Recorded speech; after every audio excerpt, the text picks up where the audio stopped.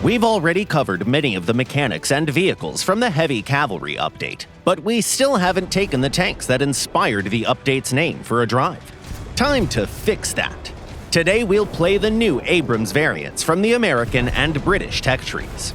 Meet the new modifications, the US Army M1A2 Trophy HV, as well as the M1A2 SEP V3 in American and Australian configurations. The first advantage of the new top-tier vehicles in the US tree is the M829A3 APF SDS round.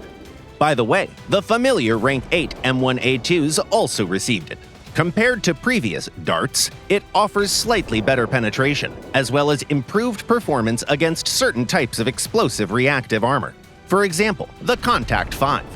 For American vehicles, that's a very valuable upgrade.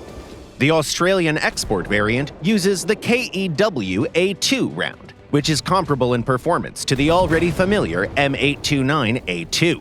In addition, all of the new vehicles have proximity-fused heat rounds in their ammunition load. We recommend bringing a few of them, in case you run into enemy helicopters. However, the main difference between these vehicles is not firepower, but protection. The armor of the SEP V3 variant has been significantly improved. The turret cheeks of earlier Abrams variants could be reliably penetrated only by very powerful missiles like the Chrysanthema, but even those struggle against the cheeks of the newer modifications. The frontal hull armor also received minor changes, but you still shouldn't rely on it. It won't save you from modern APF SDS rounds. The trophy-equipped version did not receive the new armor package, since it's based on the SEP V2. Still, it doesn't really need it. Incoming missiles are intercepted by the active protection system. This APS provides full horizontal coverage, but its vertical coverage is fairly limited. That means it won't protect you from top attack missiles. In those situations, it's best to use smoke, move into cover, or artificially improve the APS engagement angles by driving onto something. Hey, it might just work!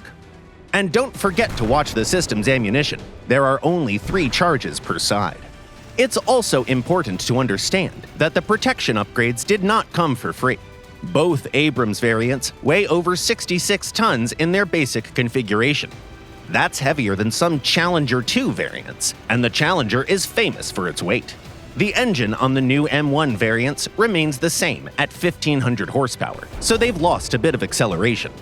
That said, the difference isn't large enough to seriously change their tactics. Abrams tanks remain versatile and effective vehicles. They can fight on equal terms both in tight urban areas and in open terrain among hills and dunes. A 5-second reload, strong reverse speed, and good gun handling all help with that. Almost all MBTs are known for having balanced characteristics, but even among them, the Abrams can be considered one of the most versatile platforms in the game. Which of the new variants do you like more? Tell us in the comments, and good luck tanking!